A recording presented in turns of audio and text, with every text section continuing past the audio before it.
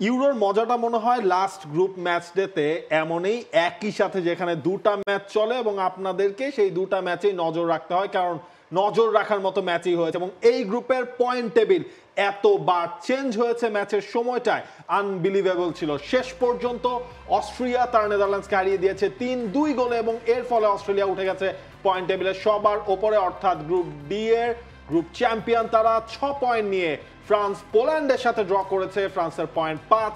Netherlands তাদের এখন অন্য দলগুলোর, অন্য গ্রুপের তৃতীয় হওয়া দলগুলোর দিকে তাকিয়ে থাকতে হবে, যদিও তারা গ্রুপ স্টেজটা শেষ করলো 4 পয়েন্ট নিয়ে এবং পোল্যান্ড তাদের ঝুলিতে আসলো কেবলমাত্র 1টা পয়েন্ট। মিন্টু ভাই, ফ্রান্সের ম্যাচটাই ক্লোজলি ফলো করছিলেন, একটু কি আফসোস হচ্ছে? মানে অন্য দিক থেকেও আপনি খবর রাখছিলেন, দেখছিলেন নেদারল্যান্ডস এবং অস্ট্রিয়ার ম্যাচ, কিন্তু কিছুটা কি আফসোস হচ্ছিল নাকি? না, আমি এটা বলছিলাম যে আমরা যখন ম্যাচটা শেষ হলো যে আমরা আসলে যদি অস্ট্রিয়া এবং নেদারল্যান্ডসের ম্যাচটা দেখতাম, মানে এটা ছিল একটা ইন্টারেস্টিং ম্যাচ অ্যাকচুয়ালি। কারণ আমরা যখন আসলে ইউরো শুরু হয় তখন কিন্তু যদি গ্রুপটা দেখি, প্রত্যেকটা গ্রুপ, তখন কিন্তু কেউ আমরা মানে ওইভাবে চিন্তা করি নাই যে অ্যাকচুয়ালি অস্ট্রিয়া মানে গ্রুপ চ্যাম্পিয়ন হবে।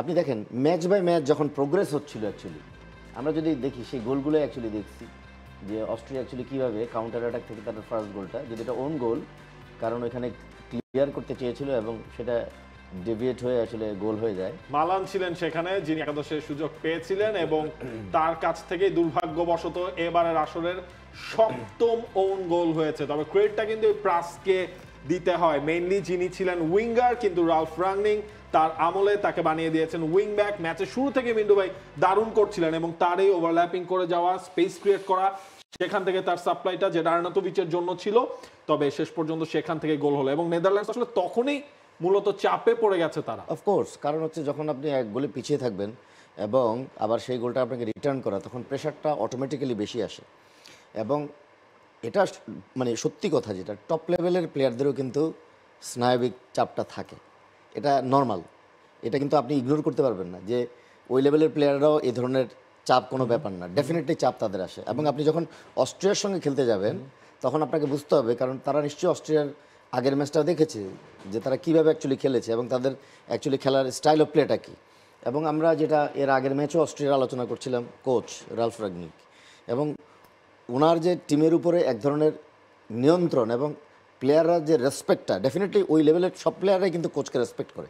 আপনি দেখেন লাস্ট ম্যাচে যখন গোল করলো, আপনি প্লেয়ারের রিয়াকশনটা দেখছেন যে কীভাবে দৌড়ে বাইরে এসে কোচকে জড়িয়ে ধরলো এবং কোচ তখন কিন্তু কানে কানে তাকে কী যেন আবার টিপস দিচ্ছিলেন অ্যাকচুয়ালি। তো এই জিনিসগুলো হচ্ছে যে কখনো কখনো কোচ ডাজ ম্যাটার, যে কথাটা আমি বলি, অ্যাকচুয়ালি কোচের প্ল্যান এবং স্ট্র্যাটেজি সেটা একদম পরিপূর্ণভাবে মাঠে ডেলিভার করা হচ্ছে প্লেয়ারদের কাজ। কারণ without player coach is nothing, coach is zero, because coach মাঠে খেলবে না, উনি প্ল্যান সেট করবেন, উনি স্ট্র্যাটেজি ঠিক করবেন এবং সেটা মাঠে এক্সিকিউট করা একেবারে মানে পিন পয়েন্ট যেটাকে বলি আমরা, ওইভাবে এক্সিকিউট করাটাই হচ্ছে important. For more updates, subscribe to our YouTube channel and click on the bell icon. Follow us on Facebook and Instagram. Download T-Sports app to enjoy exciting games and highlights. Visit tsports.com.